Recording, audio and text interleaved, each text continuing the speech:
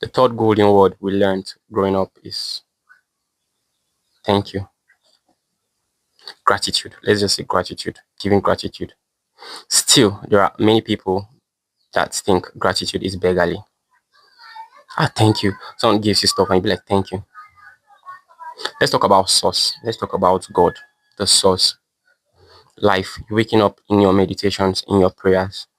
I don't know. Don't you say thank you? That's the first thing I say when I wake up. And if you wanna think that's beggarly, please call it anything. Please call it anything you want. Look at this chicken, it's looking at me. That's the chicken that crows every day, every morning. Yo, I've seen your color. Hey, hi. I don't know, can you guys? Okay, no, don't worry. Yeah. Please, please, sorry, please, and thank you, thank you, thank you, thanks. Oh, thanks. I appreciate this. It's also like, like it cools the heart. You know, when you hear thank you, if you do good. Just imagine you give me stuff and I'm like, I take it. Yeah, there are times, especially with people I'm really close to, my friends. They do little things and they just come, hey, bro, look at that. And I don't mind to say thank you. Stuff that I'm supposed to say thank you. Why? Because they know I have a heart of gratitude. And they know that very stuff they just did. If I'm about to do mine, maybe I might do like times four.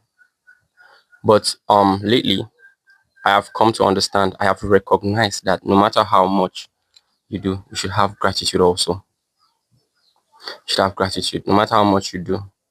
Because there's nothing that I have done. I don't think that there's anything I've done for my parents that measures what they have been doing or yeah, what they have done for me in this life, bro.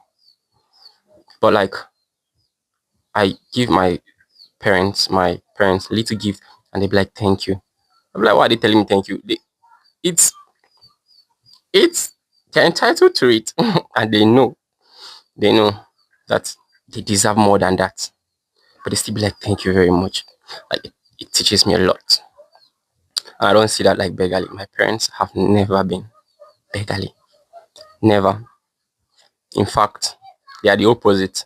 They extend help. They growing up like I've seen my parents they do for people more than I've ever seen anybody do for them.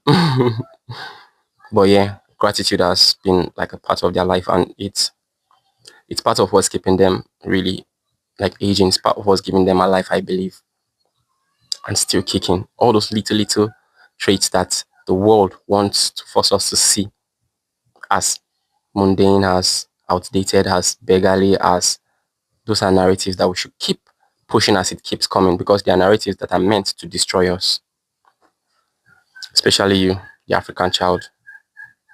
Now that's it about gratitude. And mentioning the African child, I also just quickly, since I still have it's 3 minutes, I still have some time.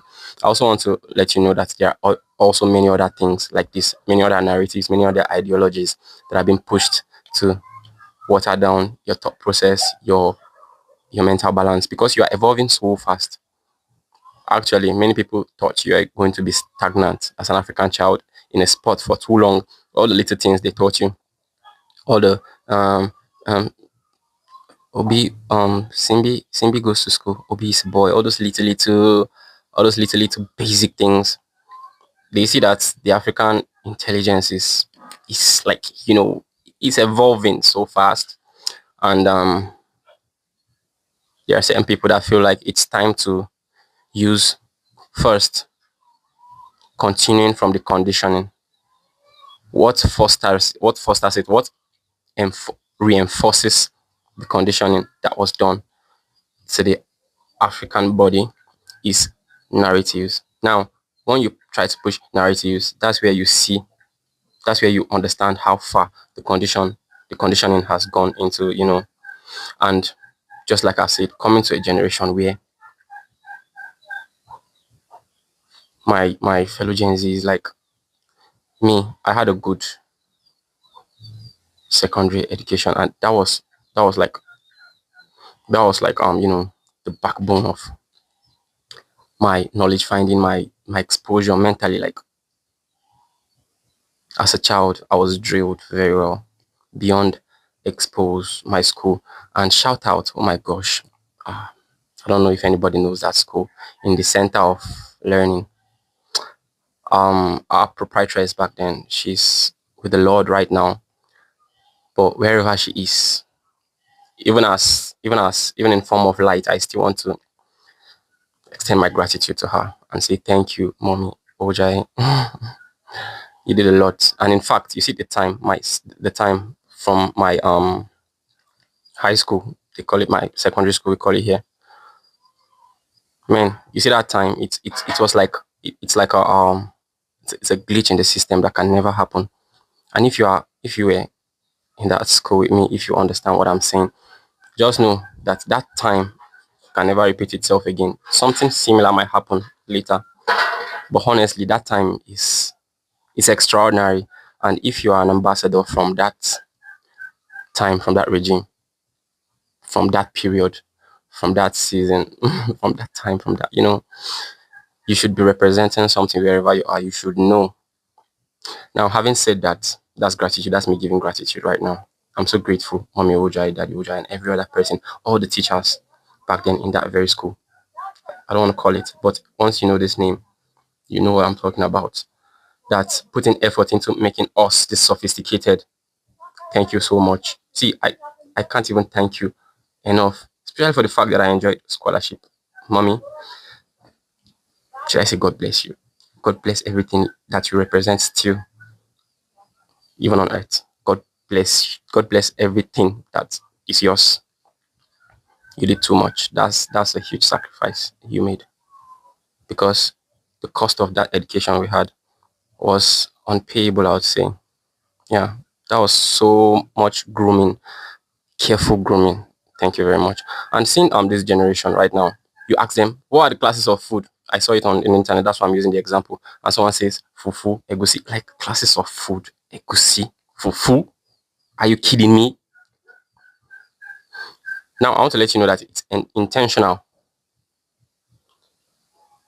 You see, your minds and your knowledge is going to be watered down, and you won't even know it until maybe the next generation, when every Gen Z, like we call ourselves. I'm just like I'm from the start of the Gen Z generation, yeah.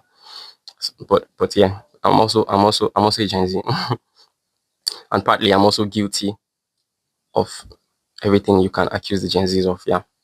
But like that's why we are trying to work on ourselves, right? That's why there's therapy. But think of it, that feeble knowledge that this my generation is having now. If there's something that is supposed to hit Africa in the next 10 years, again, trust me, we might almost go into recolonization again, because the past generation, our parents, they are proven to have more knowledge than us, but we have equipment, we are exposed to more tools to to function better than the past, and most of us are. But there are other people that are still throwing arrows to ensure that our generation stay dumb, so that they can come in anytime and still function as they have always been doing and step out. And trust me, many of you are so careless that every arrow that these people that don't want you to evolve are throwing are reaching you. Every single one of these arrows is reaching you exactly where you are. You're not dodging anyone. I think you should be aware of this. I don't know why I put this at the end of the video, but you should be aware of this also. And so that you would know that it's a tussle, and you should try to bring yourself out of it. You should try to liberate yourself. Knowledge, applied knowledge is power. Trust me. But you don't apply what you don't know. So have knowledge and apply it. Yeah. And having said that, what else? What else? Please, sorry, thank you. Is is good and not mundane, not outdated, not old school. Yeah. Have gratitude and continue to push out evil narratives and stay jiggy, stay ghetto, stay G. It's 10 minutes. I want to say something, but maybe on the next video.